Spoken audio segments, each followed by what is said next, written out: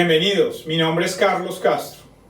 Hoy vamos a ver un método de regularización que se implementa en conjunto con cualquier tipo de método de estimación. El objetivo de un método de regularización está asociado al problema de alta dimensionalidad a lo largo del espacio de parámetros de un problema estadístico. Supongamos que tenemos un problema donde tenemos una gran cantidad de parámetros a estimar, que puede ser porque tengamos un modelo lineal y tengamos una gran cantidad de variables explicativas, o lo que también se conoce en la ciencia de datos como features en inglés o características. Recuerden que hoy en día estamos en un mundo de Big Data, de gran cantidad de datos que es relativamente fácil capturar. Entonces, hoy en día, generalmente tenemos este tipo de situaciones donde muchas veces tenemos más variables explicativas que observaciones. Esto está indicado porque K, que es la dimensión de variables explicativas, puede ser mucho más grande que N, que es la cantidad de observaciones. Por lo tanto, vamos a necesitar alternativas para lidiar con estos problemas de alta dimensionalidad. Una de ellas es realizar algoritmos donde vamos a excluir secuencialmente las variables a través de algún criterio. Puede ser un criterio de algún test inferencial que nos permita eliminar variables en la medida en que los coeficientes asociados al modelo lineal de ese problema no sean estadísticamente significativos. Pueden haber diferentes tipos de criterios. El problema con este tipo de ejercicio secuencial es que va a depender del orden en que las vayamos eliminando. Otra posibilidad que ya también vimos es realizar o extraer de ese conjunto de alta dimensionalidad una serie de componentes principales que recojan la mayor cantidad de varianza explicada dentro de esas variables explicativas. Recuerden que eso estaba asociado a reorganizar el espacio de variables explicativas en unas bases ortonormales y escoger solo algunas de ellas. Ahora vamos a ver un método que se conoce como regularización, que va a ir acompañado del proceso de optimización en el momento en que vamos a encontrar estos estimadores que, recuerden, que vienen de esa familia de estimadores extremum que siempre se pueden describir como un problema de optimización. Vamos a ver tres tipos de métodos de regularización: el método de Rich, que también es conocido como L2, el método Lasso, conocido como L1, y una combinación lineal de estos dos, conocido como ElasticNet. Empecemos por la regresión de Rich. Entonces aquí vamos a considerar el caso particular de un estimador de mínimos cuadrados, pero también se puede implementar utilizando otro tipo de estimadores como máxima verosimilitud o de mínima distancia. Aquí en el problema de mínimos cuadrados tenemos nuestro problema clásico de la función objetiva, donde queremos minimizar los errores del modelo lineal. Pero a este problema le vamos a agregar un término que es una penalización cuadrática. Cuando derivemos el problema y recuperemos el estimador, vamos a tener un nuevo estimador que difiere de nuestro estimador de mínimos cuadrados, porque va a tener un término adicional correspondiente a este lambda por esa matriz de identidad.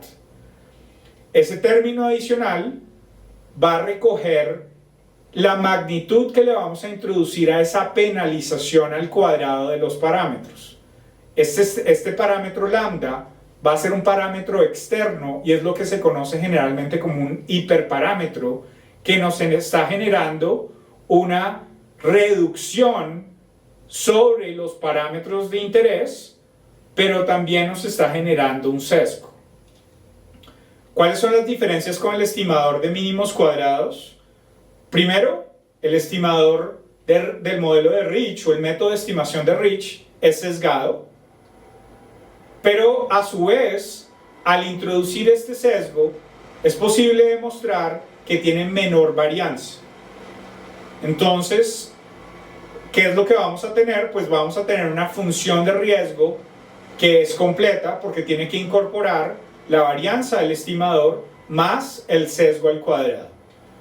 Sin embargo, lo que va a hacer en la práctica al introducir este sesgo es que va a jalar aquellos parámetros que estén más cercanos a cero al valor de cero, pero no exactamente a cero. Esto lo que va a hacer es mitigar el efecto de los parámetros que no tienen tanta posibilidad de explicar la variable dependiente. En el caso de la SU, vamos a tener otro tipo de restricción. De nuevo aquí vamos a retomar el problema de mínimos cuadrados, nuestra variable objetivo, que va a ser la minimización del error al cuadrado, va a incorporar ese parámetro de penalización. Pero mientras que en Rich utilizamos una penalización cuadrática, en la SU estamos utilizando una penalización de valor absoluto.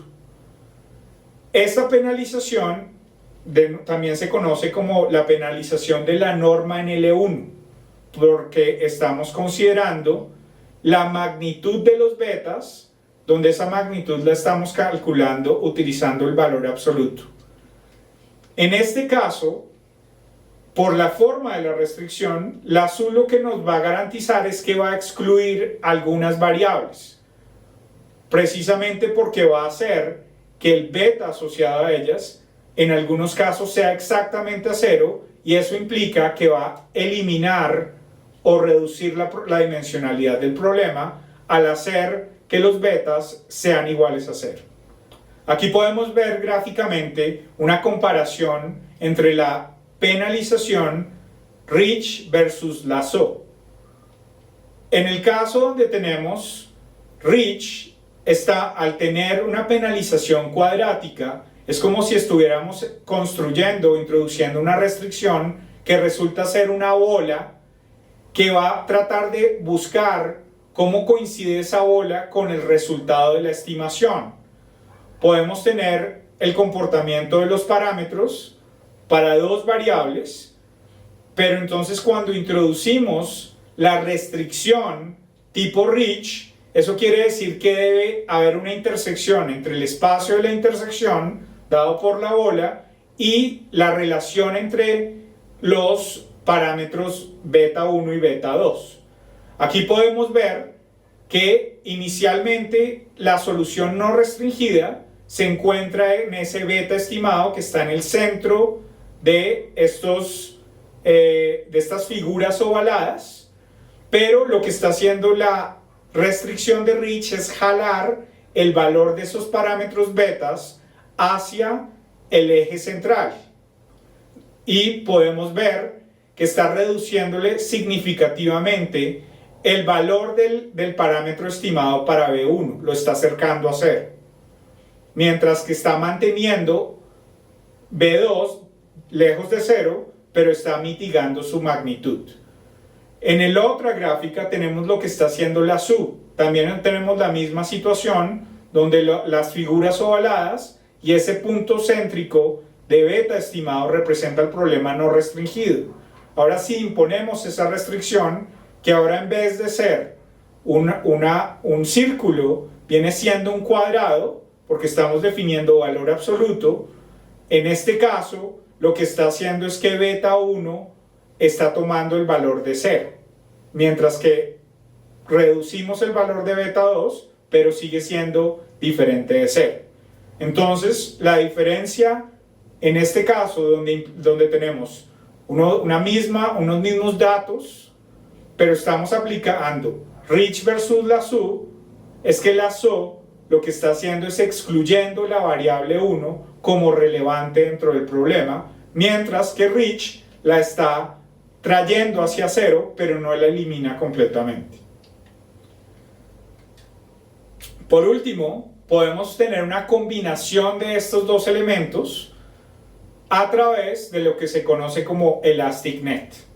Entonces, de nuevo, tenemos el problema inicial de mínimos cuadrados, pero ahora vamos a introducir dos restricciones, una asociada tipo Rich y otra asociada tipo Lasso, y vamos a introducir un peso para darle un peso particular a cuánto aplicamos de regularización tipo Lasso, que va a estar dado por alfa, y cuánto vamos a aplicar de regularización tipo Rich, definida por 1 menos alfa. Recuerden que básicamente lo que vamos a tener es que en la práctica el Elastic Net va a ser que aquellos valores donde la correlación tiende a 0, la SU lo que va a hacer es excluir las variables que estén muy correlacionadas para solo mantener alguna de ellas. Y por el otro lado, las que tengan una correlación tendiente a 1, lo que va a hacer Rich es mitigar esa correlación entre ellas para alejarlas de esa correlación perfecta entre ellas. A través de estos dos mecanismos es una manera en que podemos lidiar con los problemas de alta dimensionalidad en los problemas de predicción, donde tenemos una gran cantidad de variables con las cuales queremos establecer un mapa predictivo con respecto a una variable de interés.